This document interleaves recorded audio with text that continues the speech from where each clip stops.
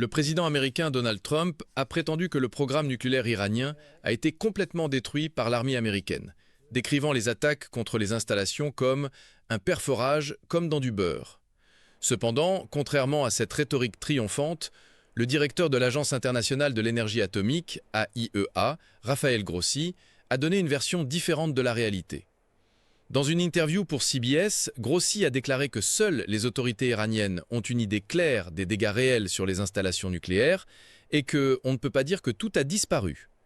Il a ajouté que Téhéran conserve encore des capacités industrielles et technologiques pour rétablir en quelques mois un cycle fonctionnel d'enrichissement de l'uranium.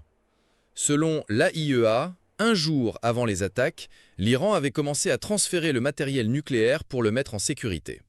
Les évaluations de Grossi correspondent également aux analyses préliminaires des renseignements américains et européens, ainsi qu'au rapport présenté au Congrès par le général Dan Kane, qui a affirmé que, bien que les 3 principales installations aient été gravement touchées, il n'est pas encore clair si les centrifugeuses ou l'uranium enrichi ont été déplacés vers d'autres zones.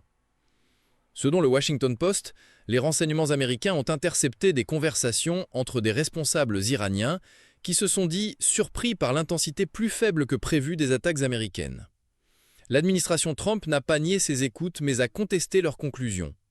Néanmoins, les analystes s'accordent à dire que les équipements de l'installation d'Isfahan, nécessaires pour la phase de métallisation, une étape importante vers la production d'une arme nucléaire, ont été détruits, ce qui pourrait retarder sensiblement la militarisation du programme iranien. L'Agence nucléaire internationale souligne que la résolution de la crise ne peut pas venir par des moyens militaires. Trump a déclaré que si Téhéran se comporte pacifiquement, il lèvera les sanctions, mais les autorités iraniennes ne font pas confiance. Le chef d'état-major de l'armée iranienne, Abdolrakhine Mousavi, a alerté qu'ils sont prêts à riposter avec force si le cessez-le-feu n'est pas respecté. En signe de protestation, le Parlement iranien a suspendu la coopération avec l'AIEA, tandis que le journal proche du guide suprême Qaïné Kayhan a demandé que Grossi soit poursuivi pénalement pour espionnage pour le Mossad. Dans ce climat de tension, le président français Emmanuel Macron a eu une conversation téléphonique avec le nouveau président iranien Pezeshkian.